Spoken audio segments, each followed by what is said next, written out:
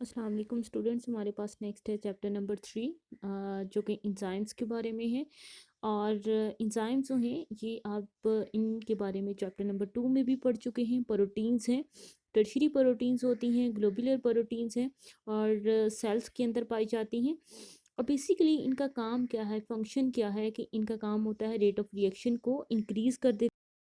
और एंजाइम जो हैं ये हर रिएक्शन के लिए स्पेसिफिक एक एंजाइम होगा, ठीक है।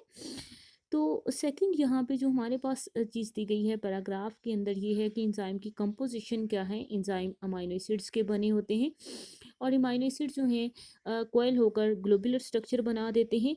जब हम इसकी फंक्शनिंग की बात करें तो एंजाइम जो हैं जो कि इसकी एक साइट होती है जो कि रिएक्शन में हिस्सा ले रही होती है, उसको जो है हम कहते हैं कि वहाँ पे उस साइट के ऊपर जो है कैटालाइसिस हो रही होती है। That site is known as active site. Active site is the site of enzymes that take part in the reaction.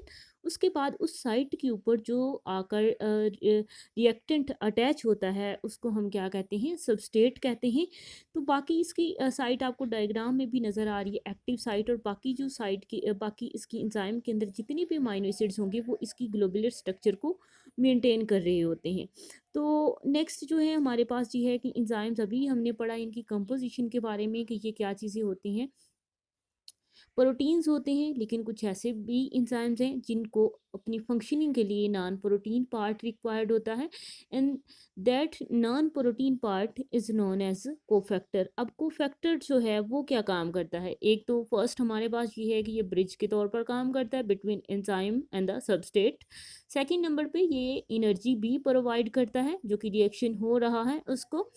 तो अब कुछ ऐसे को फैक्टर्स होते हैं जो कि इनऑर्गेनिक आइंस होते हैं और इजीली रिमूव हो जाते हैं, रिमूवेबल होते हैं, डिटैचेबल होते हैं। ऐसे को फैक्टर्स या नॉन प्रोटीन पार्ट को एक्टिवेटर कहेंगे। शॉर्ट क्वेश्चन भी पूछा जा सकता है, व्हाट इज एक्टिवेटर।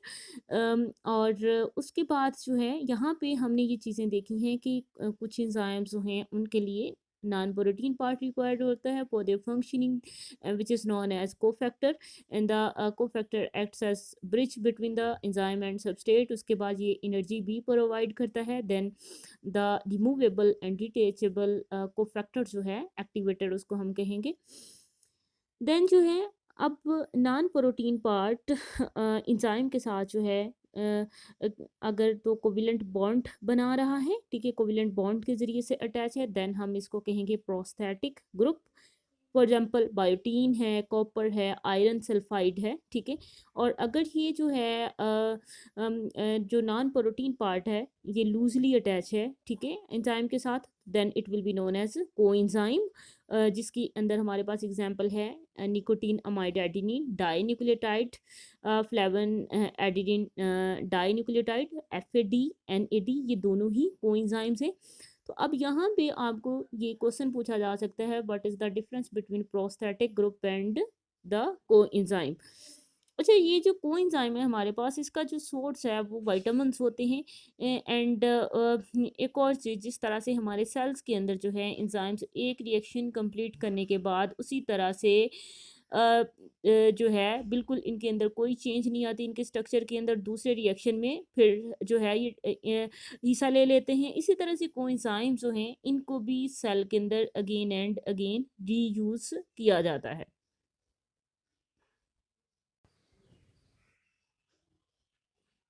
नेक्स्ट है हमारे पास एपो एंजाइम और होलो एंजाइम। अब एंजाइम के साथ जब उसका नॉन प्रोटीन पार्ट जो है वो अटैच होगा, सॉरी रिमूव होगा, ठीक है, तो तब हम उसको एपो एंजाइम कहेंगे। जो कि नॉन प्रोटीन पार्ट अभी हमने बात की थी, को एंजाइम हो सकता है, प्रोस्थेटिक ग्रुप है, ठीक है। जब रिमूव्ड है तो उस केस में एंजाइम इनएक्टिव होगा, वो रिएक्शन में हिस्सा नहीं ले रहा, then it will be known as apo enzyme.